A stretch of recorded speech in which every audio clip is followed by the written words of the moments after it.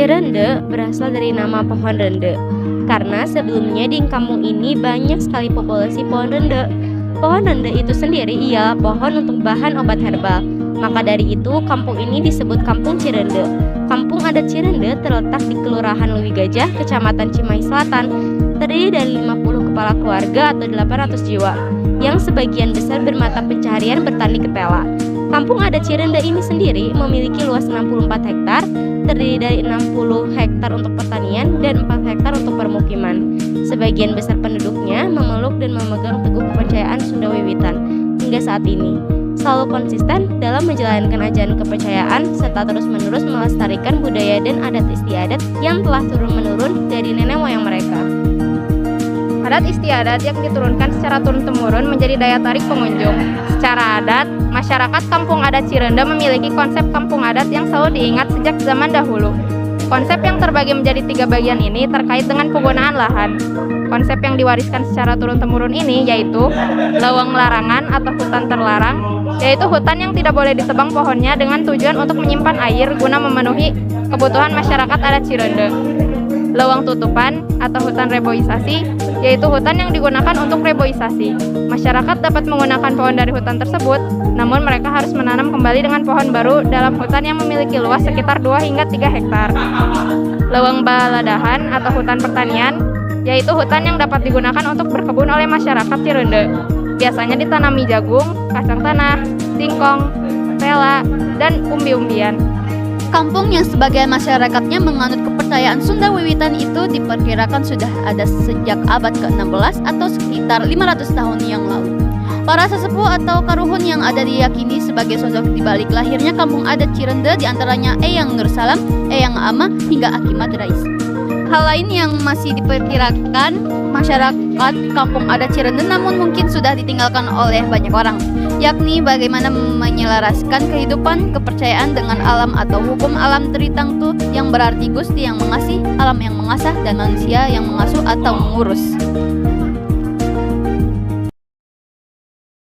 Kami dari SMA Negeri 2 Cimahi ingin mewawancarai Bapak tentang Kampung Adat Cirende ini. Perkenalkan dulu, nama saya Ayudia Vita, nama saya Lady Arnita. Saya Yasmin Afia Aulia. Nama saya Rizky Firmansyah. Saya Selka Salsabila. Oh enggak, oke. Untuk pertanyaan pertama aja ya Pak. Di tengah modernisasi seperti ini, gimana cara Bapak dengan warga-warga di sini itu bisa mempertahankan kebudayaan dari segi budaya, adat, dan seni? Kalau untuk mempertahankan sih memang sangat berat ya tantangannya, karena memang eranya sangat modernisasinya luar biasa. Jadi yang masuk ke Kampung Cirende itu modernisasinya sangat luar biasa gitu. Tapi kami punya pemikiran bahwa yang dirubah itu adalah awalnya kita dari intinya gini, kita ini dilahirkan jadi orang Sunda, menjadi bagian dari orang Sunda khususnya di Kampung Cirende itu bukan kena kita. Awalnya dari situ. Jadi awalnya itu dari pemahaman bahwa kita dilahirkan jadi orang Sunda itu bukan kemauan kita. Benar nggak? Iya benar. Terus itu kehendak siapa? Allah, Tuhan atau Allah. Itu adalah hukum adikodrati. Itu hukum kodrat yang tidak bisa ditentang oleh manusia di dunia siapapun. Nah itu awalnya dari situ dulu. Terus kalau misalkan kita dilahirkan jadi orang Sunda, contohnya misalkan Akang lahir di Cirende, Akang jadi suku Sunda, misalkan berarti Tuhan ingin jadi Akang orang Cirende yang seutuhnya kan? Iya. Tuhan menciptakan Akang, melahirkan Akang jadi Sunda, itu berarti Akang ingin jadi orang Sunda, betul nggak? Betul. Terlepas itu agamanya apa, terlepas itu keyakinannya apa, itu tidak ada urusan. Yang penting kita ini orang Sunda yang harus melestarikan adat dan kebudayaan masing-masing. Itu intinya. Jadi pemahaman itu dulu yang diajarkan sama Akang. Terus kelamaan pasti kalau misalkan ke anak ya, anak itu pasti nanya, kenapa sih saya harus pakai ikat? Kenapa sih ya? Terus kenapa sih harus belajar angklung buncis? Kenapa dan seterusnya. Itu tinggal gini aja.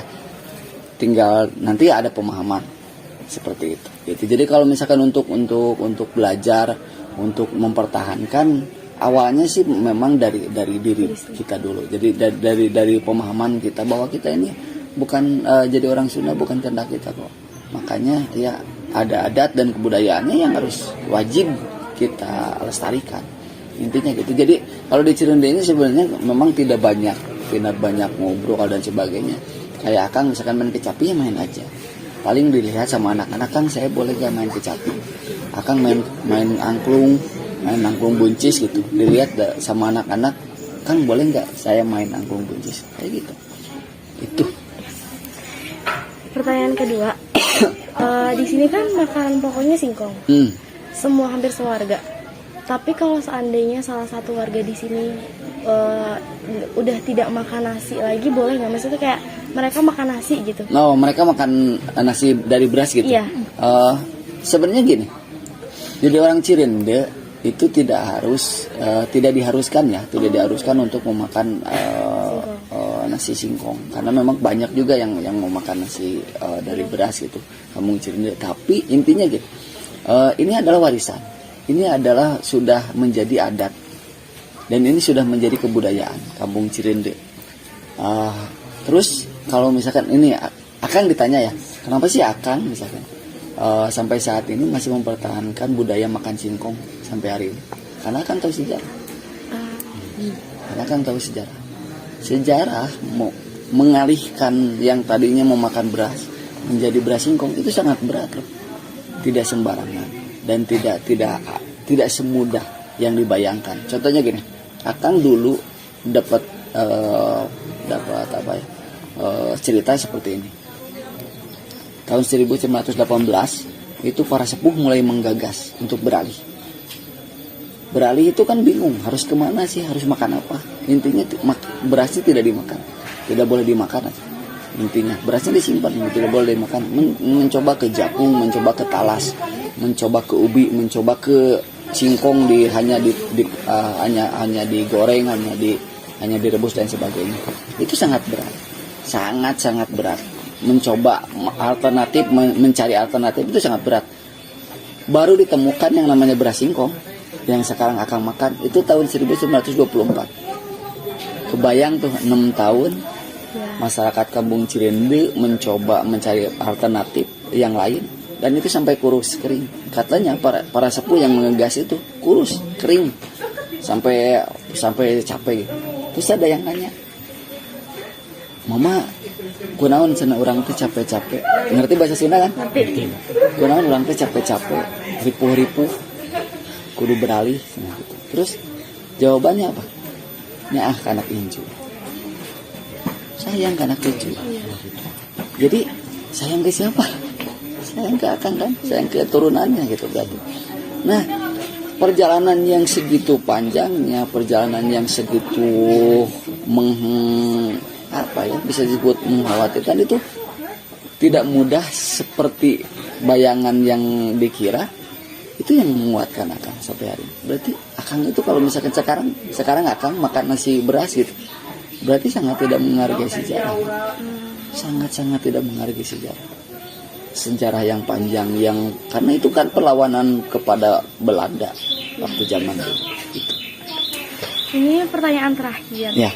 Tadi pas kita kesini, saya memperhatikan banyak banget rumah-rumah ini yang ngadepnya ke arah timur, benar nggak? Itu kenapa ya? Bukan timur, ke selatan. Iya, ke selatan. Nah, jadi kalau biasanya ya, para sepuh itu menganjurkan untuk membuat rumah itu ke arah timur selatan utara. Ya.